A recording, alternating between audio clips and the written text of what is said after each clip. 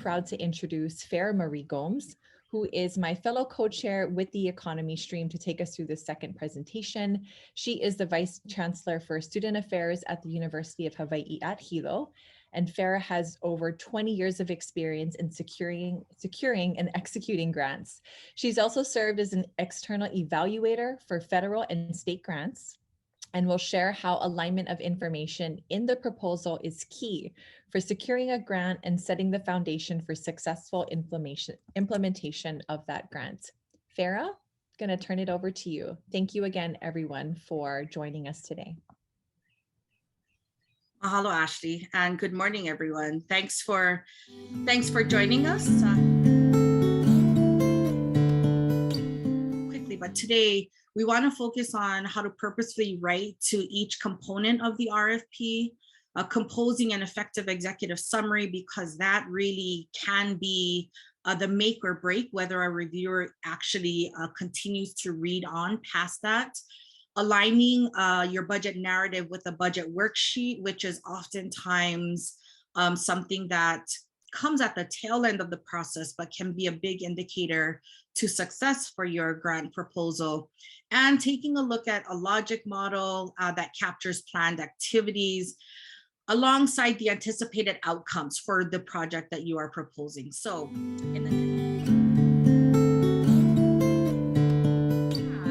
let me go ahead and take us to the various sections of the proposal. Now, it's important for us to know that not all of these sections that I've provided on this slide are always required for every proposal, right? Different funding agencies will have different requirements and different sections that they will ask us to answer in the process of the grant writing. And so what you want to focus on is the specific RFP that you're working on. What exactly are the sections that are required? Once you have an outline, whether it's in this format or any other format that will work for you, then you have an idea of how complex, how lengthy, or how simple for some of them this process might end up working. It's also important for us to be able to know that there's different types of info to be included in each section based on what the funding agency is asking for. These items might go by different names. For example, budget and the budget narrative might actually be called financial information in some RFPs. So these are commonly used terms to refer to the various sections of the proposal, but do recognize that they could be called different things based on different funding sources. And so we want to be able to know who's going to be working on the different sections.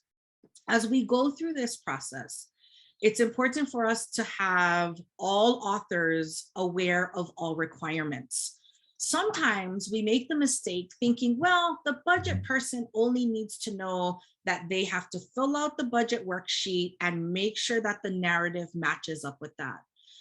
Well, if the budget person isn't aware of the other information that is feeding into that budget, it's going to be hard for that person to actually build a successful worksheet and a corresponding narrative that goes along with it. So my suggestion is always to have all authors that are going to be involved in this team process to be aware of all of the requirements, not that they have to know in detail how they are going to personally comply, but just that they are aware of what others are having to work within as in terms of limitations and restrictions. It's also important that we have agreed upon internal deadlines. Ultimately, our collective goal is that we meet the deadline for submittal, but oftentimes getting to that point takes multiple checkpoints so that we can all monitor our progress together.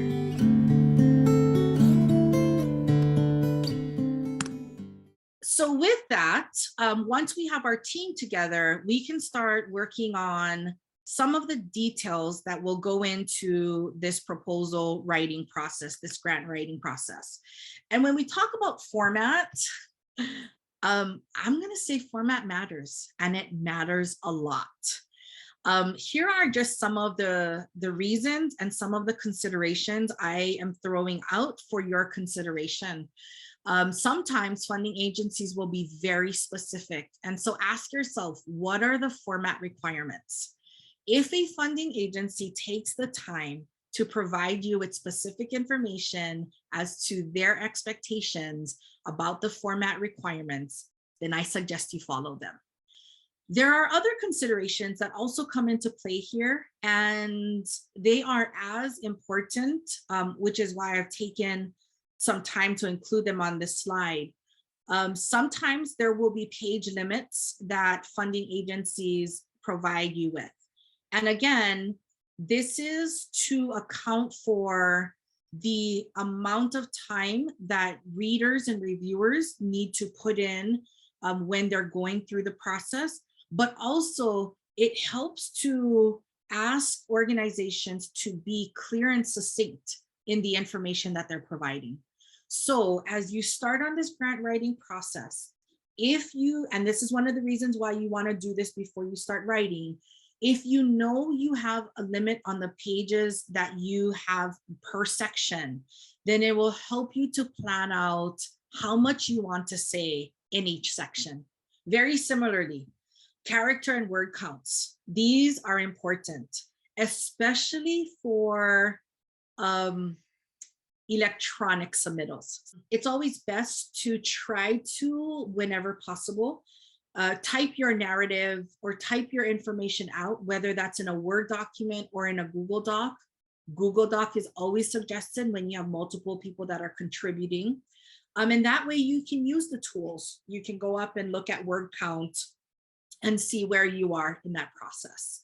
So absolutely use technology as you go through the process, because it will help you oftentimes more than it will hurt you. The other important item to consider here, especially for projects that are based in the state of Hawaii, are special characters and Hawaiian diacritical marks. And so sometimes kahako and okina will get transferred in transmission, where they may just look like number signs or random signs, number signs, exclamation points, where because those diacritical marks are not recognized in the technology that is being used to transmit your document, it looks very messy to the reader. I have seen proposals, and I've written 2 proposals where we included a glossary. So we included no diacritical marks in the actual proposal itself, but in that proposal, we were allowed to add appendices. So one of the appendices we included was a glossary that actually specified the use of Hawaiian diacritical marks are important in the recognition of Hawaiian place names, Hawaiian names and places. It is important for our organization to recognize the diacritical marks for these places and names. However, for the purposes of this grant, we have not included those diacritical marks. And below is a glossary of what those places and names would be referred to if we use Hawaiian diacritical marks in the proposal. And then finally, saving and attaching electronic files. I don't see as many funding agencies specifying that files should be named in a certain way.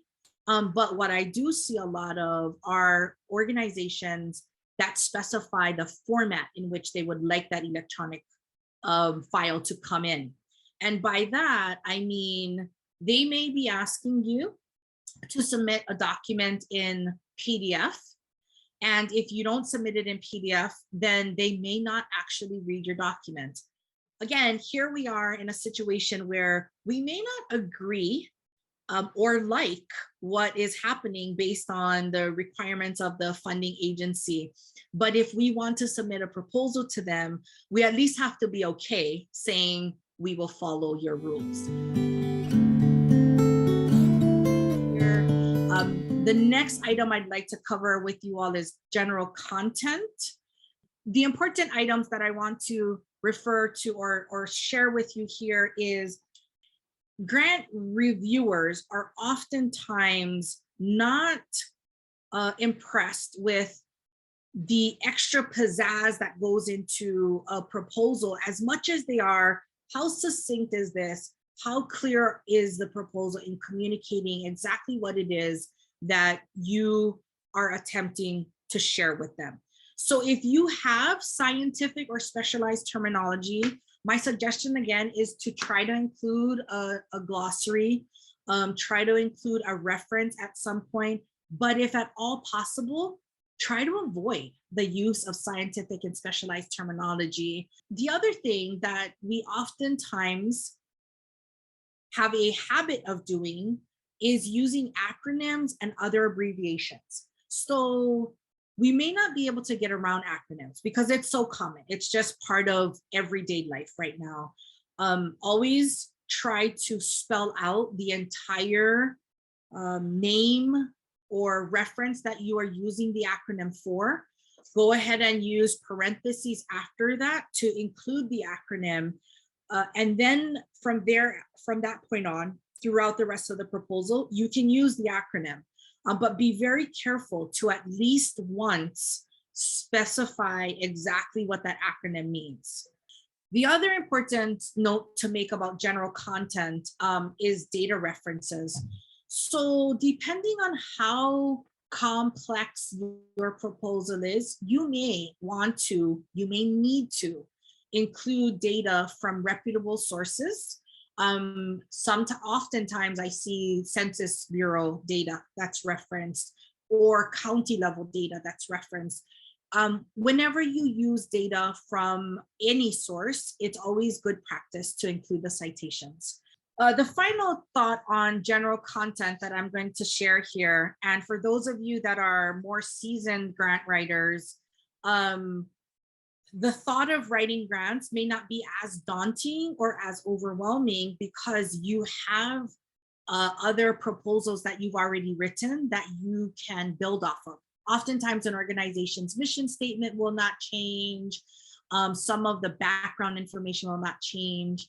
And maybe even the project. The project may be an expansion, or maybe you're just making an adjustment to one component of the project. And so if you have the luxury of using old grant proposals, then my word of caution to you is to be very careful in reading through the information to make sure that any copy and pasting that you do remains relevant for the current proposal that you are working on.